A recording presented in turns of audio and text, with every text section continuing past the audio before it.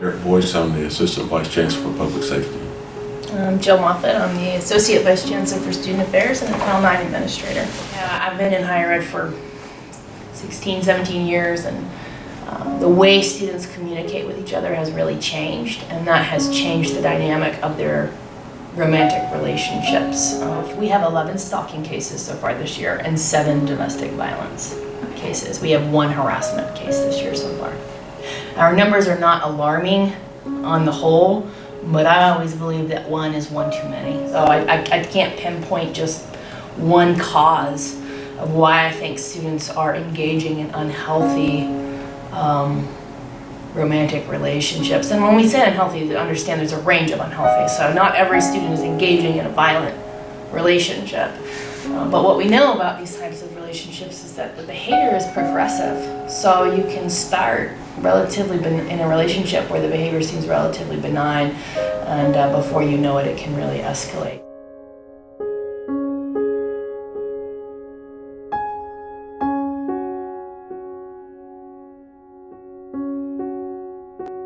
I think that part of that change is not necessarily that we're seeing more incidents of this nature occur. I think we as a university are doing a better job of communicating to students that if they find themselves in these situations, that there are resources available, that there is help on campus, and that we're here to serve them.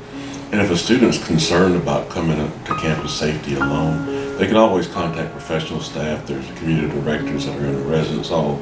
There's a dean of students. There's residential education. There's a variety of professional staff that can help you along the way. We can also work on academic accommodation because these incidents are stressful and they interrupt people's education. In high school, we dated for about a year, and it was not a healthy relationship, I don't think, for either of us, but it was my first relationship, so I just kind of went with it. But after a year, I decided to break up with him.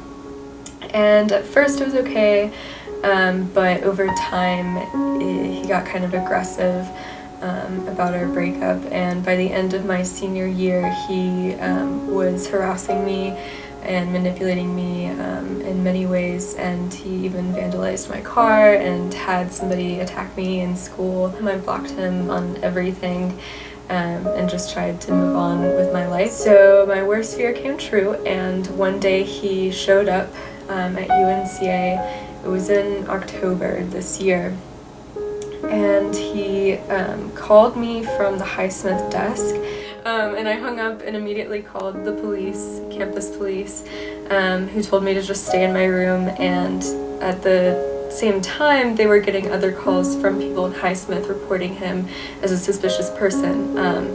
Apparently he was running around asking people if they knew me and where he could find me, and he was telling people that I was his girlfriend, even though we had been broken up at that point for 2 or 3 years.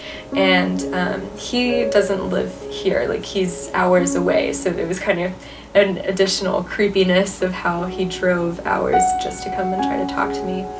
So campus police went to check it out, and they detained him. I don't want to say arrest him, but they took him back to the Weisenblatt and questioned him, where again he kept saying that I was his girlfriend and that he wanted to talk to me. They made sure that he left, and once he was gone, I went and talked to the police and filled out a report and such. And the police officer that I was speaking with recommended that I get a restraining order against him. And so I did. Since then, the restraining order has been passed. I have it for a year, and I haven't heard from him since. I have seen him drive by my house. I have gotten calls from unknown numbers that I just don't answer because I'm still very paranoid about it all. I think it could be more well known that these resources are available to people who are going through such things. So we work closely with students to find out a couple of things. 1, are they safe? 2, do they feel safe? How do we restore that safety, that sense of safety in them? And so when we ask the question, how do we restore the sense of safety on campus, the remedies and resources can be varied and they can be vast. And I think people should care because we're we're creating a community that we want to be proud of and that we want to live in. And I don't think anybody in our community wants to live in a space where we turn our head to violence.